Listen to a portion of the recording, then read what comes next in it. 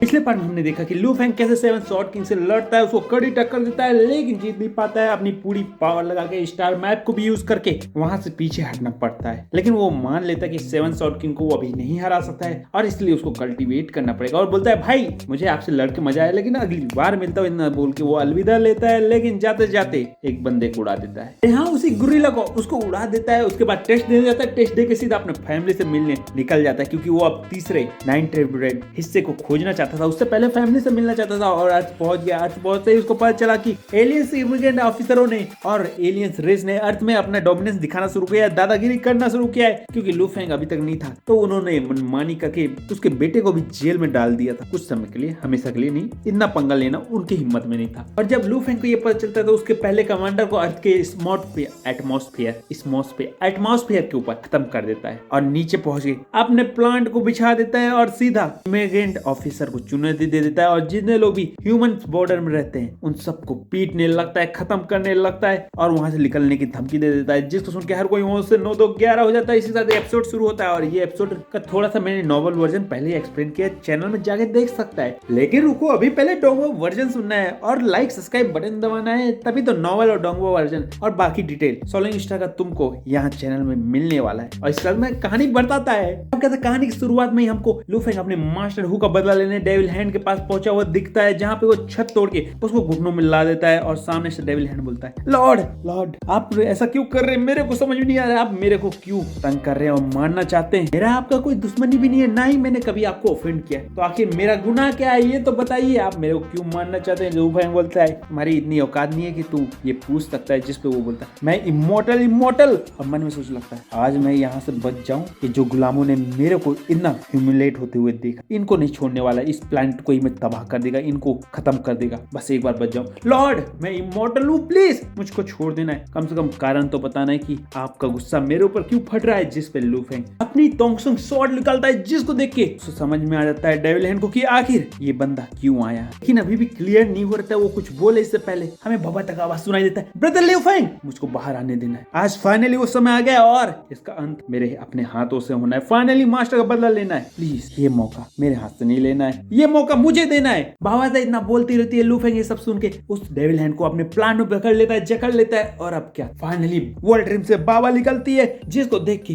Devil hand बोलता है intelligent life. अब मेरे को समझ में आ गया आखिर यहाँ क्या हो रहा है, इंटेलिजेंट लाइफ होना जो यू हाबो के साथ थी। डेविल हैंड के न बोलते ही बाबा की आंखों में गुस्सा हमें साफ दिखने लगता है। पास का सीन दिखाया जाता है जहाँ पे डेविल हैंड हु पे अटैक कर रहता है और उसके डिसाइपल और सबको चुन चुन के मार देता है। बाबा था वहाँ पे बस बेबस खड़ी देखती रहती है और बस इसी समय और इसी वक्त का इंतजार उस दिन से करती रहती है। अब क्या था वो अपने गुस्से से दांत पीसने लगती है। साथ ही एक और सीन दिखाया जाता है जहाँ पे हार्ड ऑफ एवोल्यूशन को फाइनली बाबा एक्सेप्ट करती है और खुद भी एक इंटेलिजेंट लाइफ फॉर्म में अब कन्वर्ट होती है। अब वो सिर्फ एआई नहीं होती है, पूरी बॉडी के साथ आखिर फाइनली जन्म लेती है। जी हाँ, अब वो भी कल्टीवेट कर सकती है और यूहाओ के साथ, लू फेंग के साथ 80,000 साल का पूरा वही समय गुजारने वाली है। इसके साथ फाइनली फिर से प्रेजेंट में सीन आता है जहाँ पे बाबा था फाइनली स्वॉर्ड उठा लेती है, उसके पीछे इमॉर्टल प्लांट सोने में सुहागा नजारा हमको दिखाती रहती है। उसके गुस्से आसमान में रहता है, प्लांट अटैक करना रोकता नहीं है जब तक डेविल हैंड का बॉडी पूरी तरह तबाह नहीं हो जाता है, खत्म नहीं हो जाता है और दोबारा वापस से जन्म लेना नहीं छोड़ता है। जब फाइनली डेविल हैंड अंत में मारा जाता है, बाबा का गुस्सा अब थोड़ा सा शांत होने लगता है। मेरी इतनी हिम्मत नहीं थी कि आपके दुश्मन के बारे में बता सकूं, लेकिन आज वही लू फेंग ने वो सपना पूरा करके दिखाया है। क्या था इतना बोलते हुए बाबा रोने लगती है, मास्टर फाइनली। उधर से लू फेंग उसके सर पे हाथ पर बोल बाबा जितना चाहे रोना है रो लो, आज अपने दिल को पूरी तरह से शांत कर लो, अपने अंदर के दर्द को निकाल, मैं वेट कर रहा हूँ, फिर उसके बाद हमने आगे बढ़ना है। और इसी साथ एक एक करके सारे डिसाइपलों की झलक दिखने लगती है जहाँ पे फाइनली उनकी आत्मा को अब शांति दिखती हुई हमें मिलती है। और इसी के साथ फाइनली सीन बदलता है, हमको आइस गैलेक्सी बेल्ट को दिखाया जाता है और नॉवेल जो पढ़ा है उसको पता है कि इसका नाम अभी मैं भूल रहा है, वो नॉवेल वाले में एक्सप्लेन किया है, तो वहां जाके चेक कर सकता है। हाँ, अब लू फेंग पहुंच जाता है और अपने शिप में बैठा रहता है और इसी के साथ वो बोलने लगता है कि आइस गैलेक्सी बेल्ट में कोई भी जिंदा नहीं रह सकता है, यहाँ पे सिर्फ एक खास प्रकार की प्रजाति और रेस रहती है जो कि डोकू नाम से जानी जाती है। वो बहुत ही सुंदर देखने में दिखते हैं, बड़े शांत प्यारे और दिल के बेचारे दिखते हैं। लेकिन वर्चुअल यूनिवर्स के मुताबिक ये जितने प्यारे और शांत होते हैं अपनों के लिए, उतने ही खतरनाक होते हैं आउटसाइड बाहरी के लिए। सिर्फ ऐसे खतरनाक नहीं, ये इंसानों से 100 गुना ज्यादा ताकतवर बचपन से ही रहते हैं। इनर इंक की को कल्टीवेट करते हैं, यानी आइस एनर्जी को एब्जॉर्ब करते हैं, जिससे जिससे इनकी हड्डियां और शरीर बहुत ही मजबूत रहते हैं और बहुत ही ज्यादा ताकतवर रहते हैं, जो कि सेम लेवल के ह्यूमन कल्टीवेटर को आराम से हरा सकते हैं और मार सकते हैं। इसीलिए मेरे को काफी सावधान रहना होगा, इनके सामने किसी तरह से ना आऊं, ये ध्यान रखना होगा। वांगशू सेक्ट सीक्रेट रेम में तीसरा ब्लैक मेटल प्लेट मिलेगा, ये तो मेरे को बताया मास्टर ने, लेकिन आइस जेडन स्टार बेल्ट वो लोकेशन ये मैंने नहीं सोचा, तो इसके लिए मेरे को यही करना उचित होगा। इतना बोलते हुए उठता है और बोलता है तिनतियान बोलता है यस मास्टर। ये लू फेंग बोलने लगता है मुझे तुम्हारे मिरर की जरूरत है, जो कि छोटा बंदर है उसको बाहर निकालना है, क्योंकि अब उसी का काम यहाँ से शुरू होता है। जिसको सुन के तुरंत तियान डेविल मंकी को समन कर देता है, जो मंकी बोलता है मास्टर, जिस पे तियान बोलता है आज से तुम्हें मेरे मास्टर का बात मानना है, जिस पे मंकी बोलता है मास्टर का master, grand master, okay grand master, क्या हुक्म है आगे बोलना है। इतना बोलते हुए खुजलाने लगता है, मंकी की तरह एक्ट करने लगता है, लेकिन भाई तू मंकी किंग नहीं है। क्या था, लू फेंग पीछे नहीं हटता है, उसको ऑर्डर देने लगता है, क्लियर बताने लगता है कि तुम्हें क्या करना है, मैं तुम्हें माइक्रो डिटेक्टर दे रहा हूँ, याद रखना है अपने प्रेजेंस को जितना हो सके उतना कम और छुपा के रख, और डिटेक्टर को इतना पावर देना है कि कोई डिटेक्ट नहीं कर सकता, उससे ज्यादा नहीं, ये बात का ख्याल ध्यान रखना है। लू फेंग इतना ही बोलता है। मंकी बाहर हमको आइसलैंड में दिखाई देता है, जहाँ पे वो ट्रेवल करने लगता है और तेजी से प्लैनेट की ओर बढ़ता है, प्लैनेट में लैंड करता है, बोलता है यहाँ तो बहुत ठंड है यार, ठंड लग रही है मेरे को, और अब डिटेक्टर को ऑन करता है, वो स्कैन करने लगता है, चारों ओर खोजने लगता है, लेकिन कहीं भी ब्लैक मेटल प्लेट नहीं मिलता है। मंकी बोलने लगता है ग्रैंड मास्टर ने बोला था कि मुझे ब्लैक मेटल प्लेट खोजना है जो छोटा सा दिखता है, लेकिन वो तो कहीं नहीं दिख रहा है, मैं क्या करूं। और ये बोलते हुए खुजलाते हो जाता है और बोलता है मास्टर के मास्टर ग्रैंड मास्टर ने तो बोला था, लेकिन मेरे को मिल नहीं रहा है, चलो आगे बढ़ के देखता हूँ। और इतना बोल के वो आगे बढ़ने लगता है और हर जगह जाके स्कैनर से चेक करने लगता है। साथ में लू फेंग उसको बराबर इंस्ट्रक्शन देता रहता है, लेकिन तभी उनको महसूस होता है कि वहां पे कोई पहुंच गया है और इसीलिए वो छुप जाते हैं। तभी डोकुरेस के दो मास्टर वहां से गुजरते रहते हैं, वो रुक जाते हैं और इधर देखने लगते हैं, कितने प्यारे दिखते हैं, लेकिन जब अचानक से वो पीछे की ओर देखते हैं तो कितने डरावने दिखते हैं, लेकिन पीछे कोई नहीं रहता है। तभी उनका व्यवहार एकदम नॉर्मल हो जाता है और इतना भोला हो जाता है कि जैसा कि उनसे भोला कोई नहीं होता है। भाई उनमें से एक बोलती है दीदी क्या एक नया और मूर्ति जमने वाला है जल्दी, जिस पे वो बोलती मेरे को क्या पता, लेकिन उस बेचारे के लिए मेरे को बुरा लग रहा है, और जिसको अभी तक समझ में आया कहानी में आगे तुमको पता चलने वाला है। इतना बोल के दोनों वहां से चले जाते हैं। मंकी वापस से निकलता है और लू फेंग उसको डायरेक्शन देने लगता है, बोलता है इन लोग जिस डायरेक्शन से आएंगे वहां जाके देखना है। मंकी तेजी से आगे बढ़ने लगता है, अपने स्कैनर से स्कैन करने लगता है और फाइनली तेजी से बढ़ते हुए एक पैलेस के सामने पहुंच जाता है, जहां से बहुत खतरनाक एनर्जी आता रहता है। कहता लू फेंग बोलता है उस पैलेस को छोड़ के बाकी पूरे प्लेनेट को स्कैन कर लेना है। मंकी भी देरी नहीं करता, पूरे प्लेनेट को स्कैन करने लगता है, चेक करने लगता है, लेकिन वो छोटा मेटल प्लेट कहीं नहीं दिखता है। और फाइनली लू फेंग को समझ में कि अब वो प्लेट सिर्फ एक ही जगह हो सकता है, और वो वही, जी हाँ वही पैलेस था जहाँ पे जाने से मंकी को भी डर लगा, जो कि प्लेनेट के डिप में रहता है और ऐसी जगह रहता है जहाँ पे चारों से बर्फ ही बर्फ रहता है। हाँ प्लेनेट से बर्फ का रहता है, सिर्फ वो पैलेस ही अपने आप में एक सॉलिड मेटल का पीस रहता है। वहाँ की एनर्जी का बंदर आगे नहीं बढ़ता रहता है और लू फेंग बोलता है अब कोई रास्ता नहीं, डेविल मंकी आगे बढ़ना है, और वो भी कुछ नहीं कर सकता है, वो आगे बढ़ता है क्योंकि वो सोल स्लेव रहता है, वो मालिक के खिलाफ जा ही नहीं सकता है। आपके साथ मंकी भी वहां पहुंच जाता है, बोलता है मास्टर ग्रैंड मास्टर बेहाओ ने आपका ऑर्डर सुन लिया है और वो पैलेस के अंदर आ चुका है, और वो हर जगह खोजने लगता है। यहाँ पे एक से खतरनाक ट्रेजर देखने मिलता है, लेकिन मंकी तो अभी भी उस मेटल पीस को खोजता है और बोलता है क्या यहाँ है, नहीं। आइस स्टोन भी दिखता है जिसमें बहुत सारे वॉरियर मरे कैद हुए रहते हैं। मंकी भी इधर उधर जाने लगता है, मास्टर ये ग्रैंड मास्टर, ये ग्रैंड मास्टर वो। लू फेंग बोलता है नहीं, नो नो नो, ये भी नहीं, वो भी नहीं, ये भी नहीं। बेचारा मंकी इधर से उधर अभी भी खोजता रहता है, जिस मंकी बोलता है ये भी नहीं, वो भी नहीं, तो कौन सा है मास्टर। लेकिन तभी लू फेंग को कुछ दिखता है, लेकिन उससे पहले वो कुछ समझता और जानता। एक उंगली मंकी के सामने आ जाता है और तुरंत उसको जमा देता है, और पूरी तरह से सिग्नल करके नो सिग्नल हो चुका रहता है। ये देख के मेरे को क्यों दुख हो रहा है यार। वापिस से हमको लू फेंग का शिप दिखाया जाता है, जहाँ पे वो बोलता है उस पैलेस में जाना खतरनाक होगा, लेकिन वो प्लेट वही है। सीन बदलता है, हमको वापस से लू फेंग को दिखाया जाता है, जो अपनी मुआसा के बॉडी के साथ उस प्लेनेट में पहुंच चुका रहता है। उन गुफाओं में वो जाता रहता है, तभी उसको पीछे से आवाज आती है बेवा, जैसे सुनकर वो रुक जाता है और पलट के देखता है तो पीछे एक और डाकू रेस का मेंबर होता है, जो उसके पास पहुंच जाती है और बोलती है बेवा तुम भी एलियंस को देखने जा रहे हो, अच्छा तो चलो मेरे साथ चलना है। बोल के वो हाथ पकड़ती है, जिसको देख के लू फेंग कुछ समझ नहीं पाता, और इससे पहले वो कुछ कहता और बोलता, वो तुरंत उसको पकड़ के खींच के सीधा पैलेस के पास ले जाती है और बोलती है मास्टर मास्टर मास्टर। इसके सामने से आवाज आता है वेन और वेव, अंदर आ जाना है। जिससे वो खुश होते हुए अंदर आती है, दौड़ते हुए मास्टर बोलती है आखिर वो कहाँ है, और इस बार उस एलियन ने क्या उठाने की कोशिश, मेरे को भी बताना है। जिससे मास्टर आगे बढ़ते हुए बोलती है अरे वही पुरानी कहानी है, हर बार की तरह कुछ न कुछ चुराने की कोशिश उन लोगों ने करनी है। लेकिन तभी मास्टर उठती है और फिर मंकी के पास पहुंच जाती है और बोलती है ये देखो ये है वो एलियन जिसको मोरन मंकी भी बोलते हैं, जो टीवन क्लान का है, जिसका लेवल ठीक ही ठाक है। और इसके साथ उसके पीछे और भी हमको सील दिखती हैं, जिनके अंदर और भी वॉरियर जमे होते हैं, और ये सब लू फेंग भी दिखता रहता है। तब मन में सोचने लगता है सच ये कितनी खतरनाक खतरनाक और रूथलेस है, किसी को नहीं छोड़ा है। दूसरी तरफ वे बोलती है, ये मोरन मंकी ये तो मैंने पहली बार देखा है, लेकिन ये देखने में कितना गंदा दिखता है। बोलते हुए बोलती है, बेवा मैंने सही कहा है ना। लेकिन लू फेंग तो कुछ और ही सोचता रहता है, वो बात पे ध्यान नहीं देता है। जिस पे मास्टर वेद उसकी ओर देखते हैं और उसके पास पहुंच जाते हैं, उसके सामने हाथ हिलाने लगते हैं और बोलते हैं, वेवा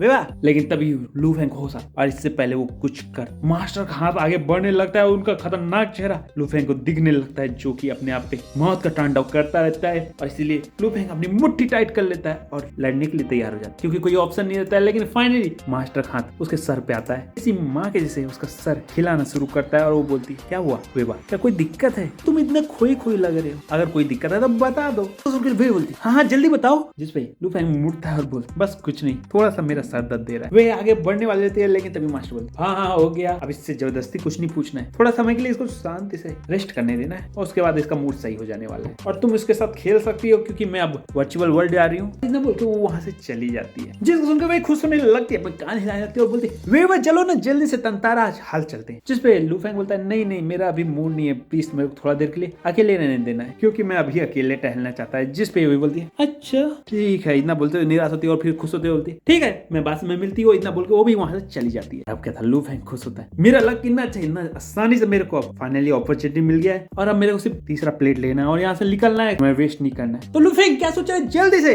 आगे बढ़ना है। इतना बोल के लू फेंग आगे बढ़ता है। हमको वर्चुअल यूनिवर्स को दिखाया जाता है, जहाँ पे सारे डोकू क्लान के लोग मस्ती करते रहते हैं, स्केटिंग करते रहते हैं और मास्टर वहाँ पे बैठी हुई चेस करती रहती है। लेकिन तभी उसकी नजर असली बेवा पे पड़ती है। बेवा जिस पे उसके साथ दो लोग बैठे रहते हैं, वो बोलते हैं, हाँ तो क्या हुआ? जिस पे वो सोचने लगती है, वो बोलती है, ये कैसे? तभी हमको लू फेंग को दिखाया जाता है, जो फाइनली ट्रेजर टावर में पहुंच चुका रहता है और वो आगे बढ़ने लगता है और सारे मेटल को हटाने लगता है। एक झटके में हटाते हुए फाइनली थर्ड प्लेट को खोज लेता है और तुरंत वहां से निकलने लगता है और बोलता है, मेरे को लाइट की स्पीड से यहाँ से निकलना होगा, लेकिन ज्यादा तेज भी नहीं, वरना किसी को शक हो सकता है, इसलिए आराम से बिना हड़बड़ाए यहाँ से निकलना होगा। इतना बोलते हुए तेजी से निकलने लगता है, प्लांट को छोड़ जाने लगता है, खुश होने लगता है। फाइनली ये प्लांट से मैं निकल गया हूँ, थर्ड प्लेट भी मिल गया है, अब तो कोई टेंशन नहीं आने वाला है, ये सक्सेस मिशन हो चुका है। देखते हुए नीचे देखने लगता है, खुश होने लगता है। लेकिन तभी ऊपर आवाज आता है, वे वाह, और सामने मास्टर खड़ी हुई दिखती है, जो सीधा उसके ऊपर सोल अटैक कर देती है और वो सोल अटैक सीधा उसके ऊपर पड़ जाता है। उसको समझ में आता है कि अब देर हो चुका है, उसका प्लान फेल हो चुका है, क्योंकि उन लोगों को पता हो चुका है कि वो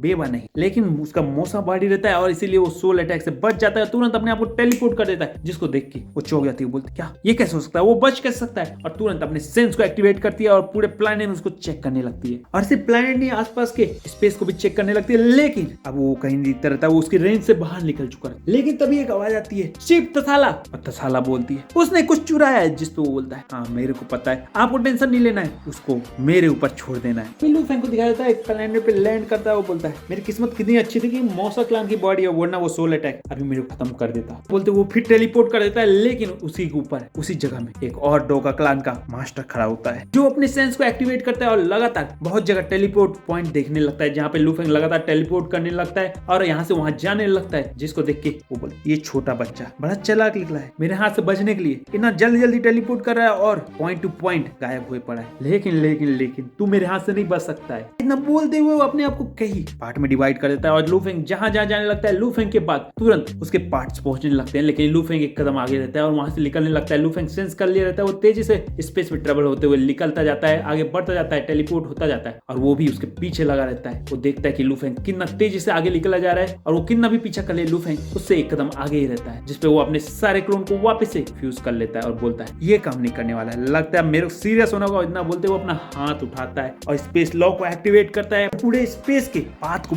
बैंड कर देता है। कुछ सेकंड के लिए ये करता है, लेकिन उतनी देर में लू फेंग का टेलीपोर्टेशन रुक जाता है और उसको मौका मिल जाता है, वो लू फेंग के पास पहुंच जाता है और एक झटके में उसको घुटने में ला देता है। ऐसा लगता है कि समय स्लो हो चुका रहता है, बूंद धीमे गिरती रहती है, पक्षी धीमे उड़ते रहते हैं, जानवरों का मुंह खुला रहता है और टेलीपोर्ट होकर लू फेंग जहां कदम रखा रहता है वो अब घुटनों में आ चुका रहता है और उसके सामने वो खड़ा रहता है। वो डोका मास्टर एक झटके में उसको दबाने लगता है, सुप्रेस करने लगता है। लू फेंग के मौसा बॉडी बोलता है माय लॉर्ड, और इससे पहले वो कुछ बोलता उसकी अंगूठी को वो ले लेता है और तुरंत अपनी आंखों को दिखाते हुए पूरी तरह से उसको खत्म कर देता है। जैसे ही वर्ल्ड रिंग को वो देखता है, वो चौंक जाता है, नहीं उसने मेरे को बेवकूफ बनाया, उसके रिंग में तो कुछ नहीं है। ये वो डाकू महाराज बोलता है, क्योंकि उसने 100 करोड़ का अंगूठी दिया रहता है, ऐसा उर्वशी का बोला। वो डाकू बोलता है नहीं ऐसा नहीं हो सकता और वो गुस्से में अपनी एनर्जी रिलीज कर देता है और अभी लू फेंग को दिखाया जाता है, वो मुस्कुराता रहता है और फाइनली वो प्लेट पा चुका रहता है और हमको फ्लैशबैक का सीन दिखाया जाता है, जहाँ पे वो लू फेंग का मासा बॉडी ट्रेवल करता रहता है। लेकिन तभी एक जगह टेलीपोर्ट करते हुए वो प्लेट को रख देता है और वहां से तुरंत चला जाता है, जिसकी भनक आपको मास्टर को नहीं लगता है। अनिल टियान की मदद से वो प्लेट को अपने पास ले आया रहता है और मुस्कुराता रहता है, लेकिन तभी पीछे से एक और मुस्कुराता हुआ आवाज आता है, बच्चे